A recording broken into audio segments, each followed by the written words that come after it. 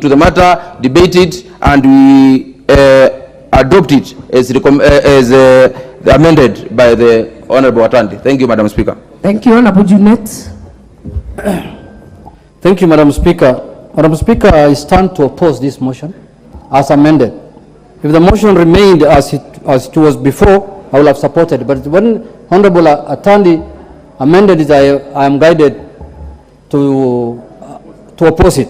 Madam Speaker, let us separate the two issues. Let us separate Mr. Dande from Saiton.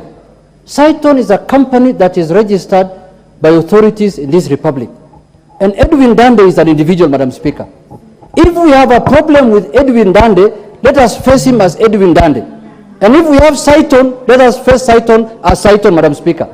Saiton has many directors, it has many employees, but it looks like as people we are obsessed with one person called Edwin Dande. Madam Speaker, look at the recommendations that has been made by the committee in the report, Madam Speaker. The committee is very clear. Until when you see a member, a petitioner, bringing an amendment on the floor of the House on a report that has been made by a committee, it means that it has not met the expectations of the petitioner, Madam Speaker. But it is the committee that has engaged the public. It is the committee that has engaged the people who are affected. It is the committee who has engaged the petitioners, Madam Speaker. But when you bring here amendment, it means you want to introduce things that have not been raised by the petitioners, things that have not been raised by the public that were engaged, things that has not been raised by the affected people, Madam Speaker. Madam Speaker, look at this report. It says, Roman 1, recommendations. The official receiver speeds up the process of liquidation and report to the National Assembly within a reasonable time. What does that mean, Madam Speaker? It means already there is this guy, what's his name? A receiver manager that has been appointed to handle this matter. What I think, what is on the ground is that this company, Saiton, might be having a lot of assets that needs to be liquidated, that might be used to pay the people whose money has been lost, Madam Speaker. Why don't we give time to the receiver manager to report? Number two, the report says that the Capital Markets Authority fast-track the alternative funds regulation. That means the CMA has failed its duties. How did the Capital Markets Authority allow people's money to be collected haphazardly, and then they want Parliament to go and look for that money on their behalf? Madam Speaker, this country, we have a constitution. We have laws in place, Madam Speaker. The institutions that are mandated to implement the constitution and the laws must work. If it is the DCI, if it is the CMA, if it is the central bank, Madam Speaker, it is not the responsibility of Parliament to go and look for people's money in the streets, Madam Speaker.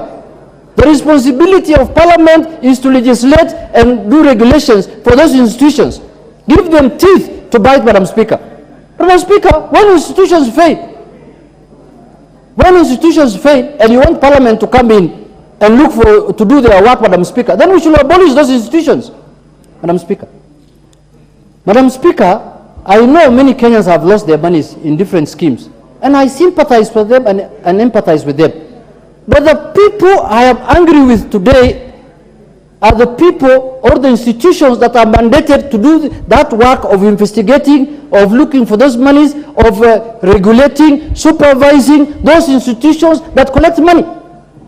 These institutions, these companies that collect people's money, Madam Speaker, don't operate in other countries. They operate within the borders of this country, Madam Speaker. And these institutions have all the powers to conduct, to do supervision, to make sure that monies collected from the public are useful. So, Madam Speaker, as far as I know, Mr. Edwin Dande is a very brilliant man, as has been alluded to by the majority leader. He went to the prestigious Alliance High School, Madam Speaker. He's one of the best accountants and economists this country can ever have, Madam Speaker. But recently, when he started on social media criticizing some people, I don't want to mention names, now they won't take action against him. If there is money lost, let us liquidate the assets of Saiton and pay those people who lost money. If Bishop of Ekesa took people's money, he's here. Why are you not arresting him? Must Parliament shout at the rooftops so that he can be arrested? Madam Speaker, this mob justice must stop. We must be a country that is governed by the rule of law and a country that is governed by the constitution. And the institutions that are mandated by the laws to do their work must do their work. Madam Speaker, with Your time is up. I'll give the member for Sotik. Member for Sotik.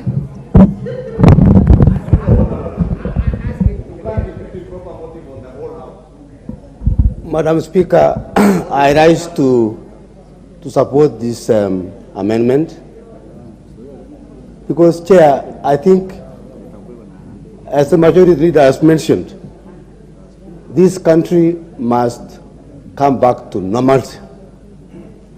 We must be able to punish